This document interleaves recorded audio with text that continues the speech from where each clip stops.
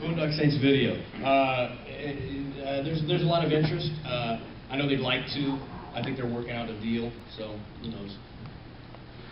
Right here. Yes, you. I'd like all three of them. Boxers or briefs? Let me tell you this, okay? Let me tell you this. This is just straight shooting shit. Any dude that lets his junk freestyle is in for a nasty day if he ever gets chased, he ever has to run. Any motherfucker that wears boxers is like, I hope I can just sit in a chair all day and not have to jump. Any motherfucker that's like waiting, like, boxers are so much cooler. They're un-motherfucking functional. You want a rough piece of cotton out compared to like a cotton swab of briefs? Feel the difference, man. One's fucking sandpaper, one's like a puffy pillow of cotton. I'm gonna wrap up the most important motherfucking thing I own. And boxers? Fuck that shit. Fuck that shit. It's not about like what she sees when she takes her pants off. Fuck her. It's about your comfort, motherfucker. There's not a more important thing to me, and I'm gonna wrap that shit up in cotton swabs all day long. Hell, nice and snug. Should I have to jump for it? I love this. I go boom, boom. Oh, but I want to be real cool when they see me in my boxes. Fuck that. Cut to, they probably wear fucking boxes. That's why in the airport they're late. I'm like, dude, we were late. They're like, I don't know what to do, man. That's as quick as I can go, man. Because my shit's freestyling, you know? If it was tucked up nice and tight, I could jog. My junk's wrapped in cashmere.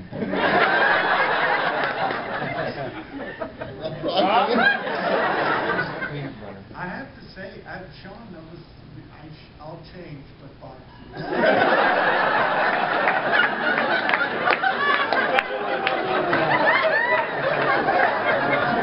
Thank you very much for asking that question, by the way. Right over here. Wow. Do you? Yep.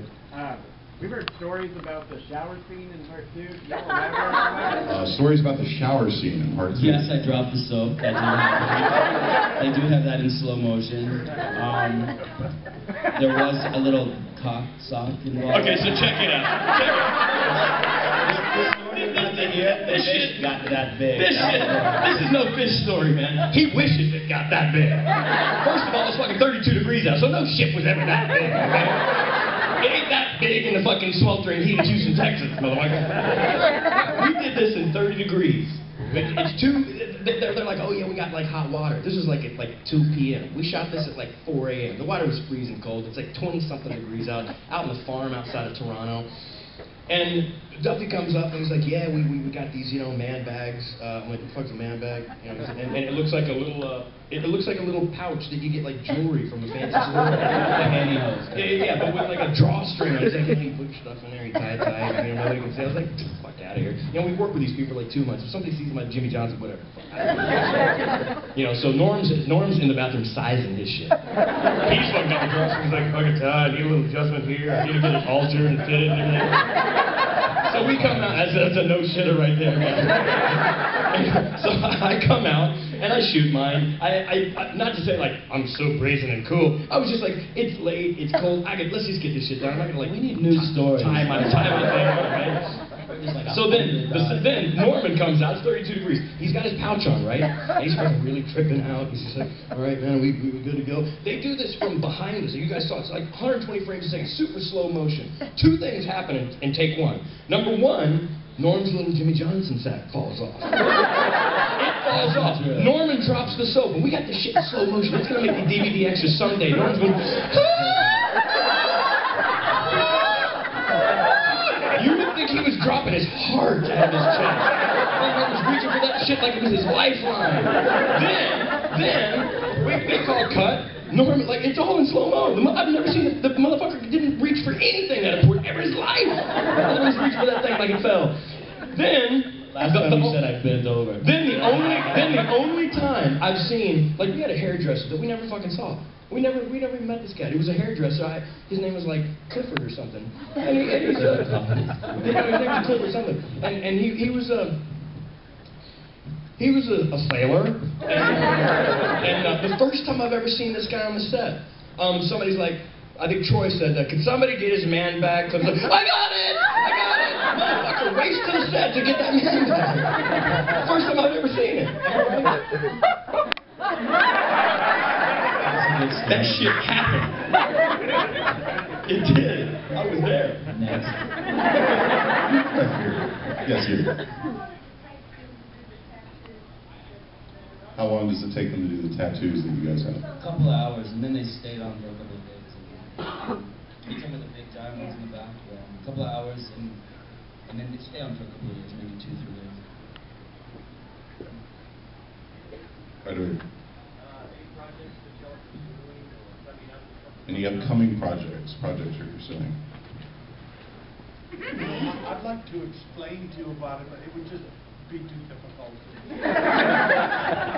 We're trying to get something together, a pilot. It's at the very beginning stages. That's about the best I can do this morning. I didn't go out the night before, but I went out last night, and I'm kind of wrecked. It's like in there. The doors are closed. Rocco will tell you in 3 hours. How about you guys? I got The Conspirator out right now. Directed by the assassination of Lincoln. I just finished a film called Hello Herman in LA. I wrapped that about a week ago, which was insane. Covered swastikas and infiltrate this supremacist group, and it was like hard acting thing.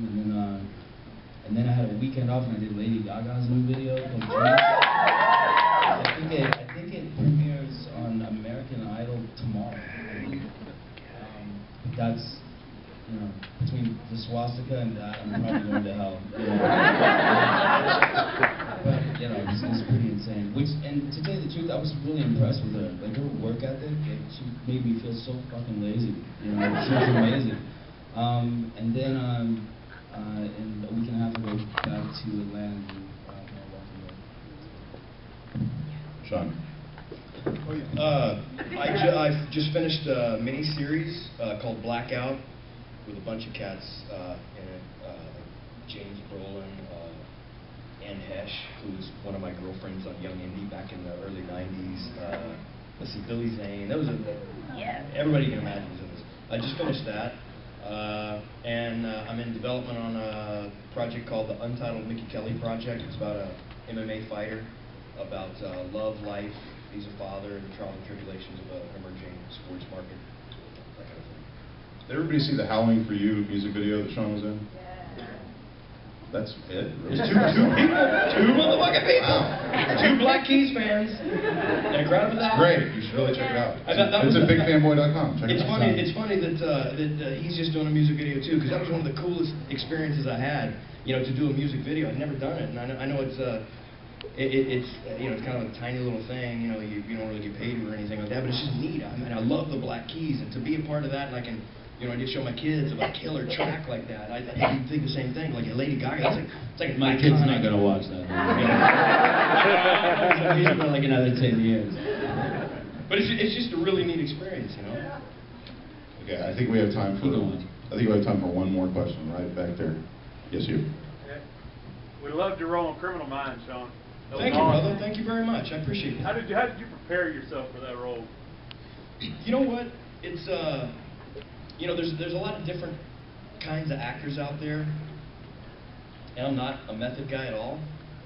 If something's really well written, to me, I have an easy time believing it, and I think it's very well written, and I believe the character really. I don't, you know, a lot of actors will say like, if you thought they had a great performance in something, you know, a lot of times they'll say, well, you know, it came from the turmoil of my youth, and I don't talk to my mom and dad, and my first babysitter touched my dirty bits when I was 7. And my art comes from that trauma. And I had a wonderful upbringing. My parents were at every sports game I ever had. I still talk to my mom and dad every second day.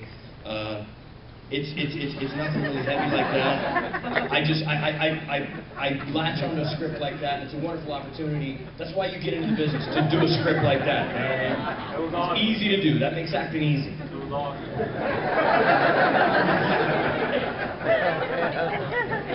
That'll be on Twitter, right?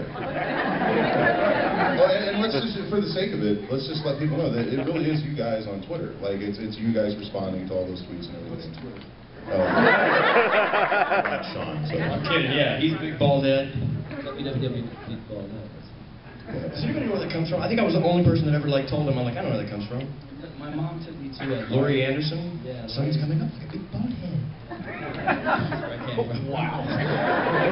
Actually, she came out in this like this glow-in-the-dark outfit with violins. And already I was terrified. But then her head pops up, you know, from the screen behind us. Someone's gonna look a big bald head. And it always stuck. Tells you what a cool art upbringing this cat had. His mom took him to the fucking Laurie Anderson concert. Wow. You know what I mean? Well, you know, guys, it's always fun talking to you guys, and I really appreciate you coming out to Texas Frightmare Weekend. I appreciate you being with all these guys, and this is a big birthday treat for me, so thanks so much for coming out. Happy birthday, bud.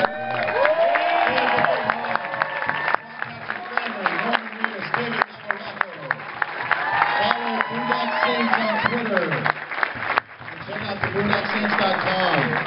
Come see these guys at their tables. They're going right back there. As a party, let's sing him happy birthday. Mark. Happy birthday to you. Happy birthday to you. Happy birthday, dear Mom. Happy birthday to you. I wear boxers. Thank you, guys. Thanks for having us, Sean.